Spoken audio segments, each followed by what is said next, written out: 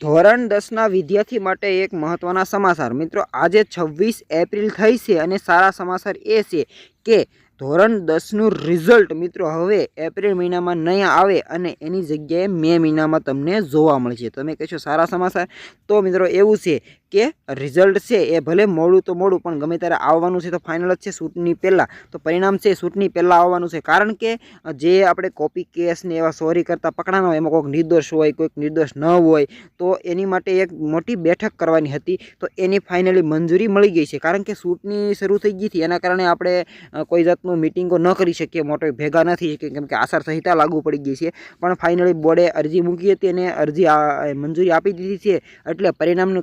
કાર્ય તમામ સંપૂર્ણ થઈ ગયેલા છે। માત્ર ને માત્ર જે કોપી કેસ થયેલા હતા એનું શું કહે છે ફાઇનલ નિર્ણય લેવાનો બાકી હતો, જે કોણ નિર્દોષ છે કે નથી છે એની માટે મિટિંગ બોલાવેલી હતી બોર્ડ દ્વારા, એની મંજૂરી મળી ગયેલી છે। એટલે પરિણામ છે મિત્રો હવે એપ્રિલ મહિનામાં તો નહીં જ આવે, એની જગ્યાએ તમને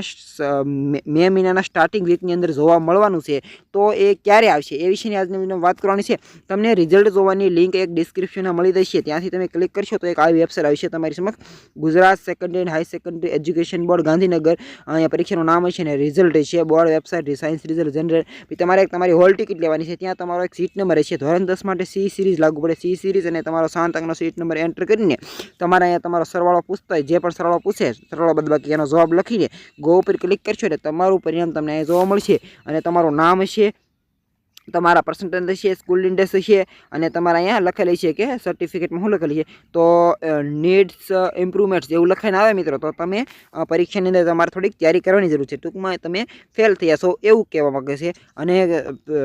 certificate qualified by secondary high secondary education board એવું લખેલું આવે તો તમે પાસ થઈ ગયા છો। પછી તમારે સ્ટાર હોય તો એમ માનો ને તમને થોડીક મદદ કરેલી છે, બોર્ડ દ્વારા થોડોક ધક્કો માર્યો છે અને તમને સ્ટાર કરીને તમને માર્ક્સ ઉમેરેલા છે ઘટતા હોય અને થોડીક મદદ કરી છે, એ રીતનું તમારું આખું સમજવાનું હોય। વાત હવે એ છે કે ધોરણ 10 અને 12નું રિઝલ્ટ છે એની ફાઇનલ તારીખો ક્યાંથી જોવાની એ વિશેની વાત કરીએ તો બેને રહેતો વિડીયો ગમે તો લાઈક કરજો, ચેનલને સબસ્ક્રાઈબ કરજો। ચાલો હું તમને એ તારીખો જોતા શીખવાડું।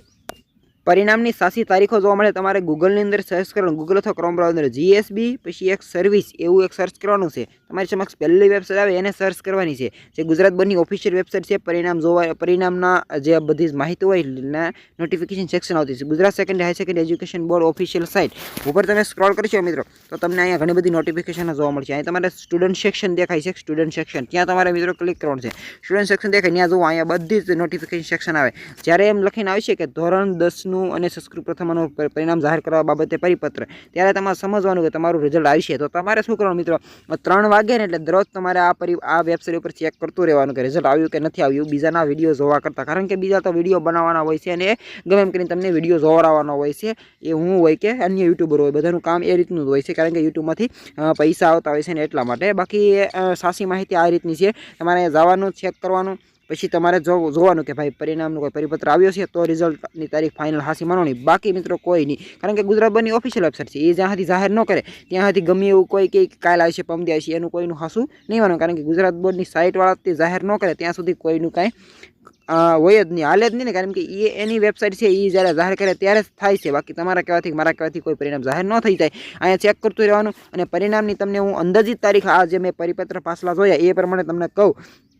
ચૂંટણીના કારણે રિઝલ્ટ વહેલું આવવાનું હતું એની જગ્યાએ વહેલું આવવાનું છે, નહીંતર તો રિઝલ્ટ મિત્રો જૂન મહિનામાં અને મે મહિનાના એન્ડિંગ વીકની અંદર જોવા મળતું હોય છે, પરંતુ આ એક મંથ વહેલું આવવાનું છે, જો આવી જશે તો, નહીંતર તો ચૂંટણી પછી જ રિઝલ્ટ જાહેર થશે, પણ આવી જશે તો ધોરણ પહેલાં સૌથી પહેલાં 12 સાયન્સ અને ગુસ્કેટનું રિઝલ્ટ આવતું હોય, જે મિત્રો તમને 30 તારીખ સુધીમાં જોવા મળી જશે। ત્યારબાદ પછી ધોરણ 10નું રિઝલ્ટ જાહેર થાય એ મિત્રો તમને 1 થી 3 મેની અંદર જોવા મળશે, 1 થી 3 મેની અંદર અંદાજિત તારીખ કહું છું મિત્રો, આ કોઈ મારી સાચી તારીખ નથી। અને 12 આર્ટ્સ અને કોમર્સનું પરિણામ છે મિત્રો 3 થી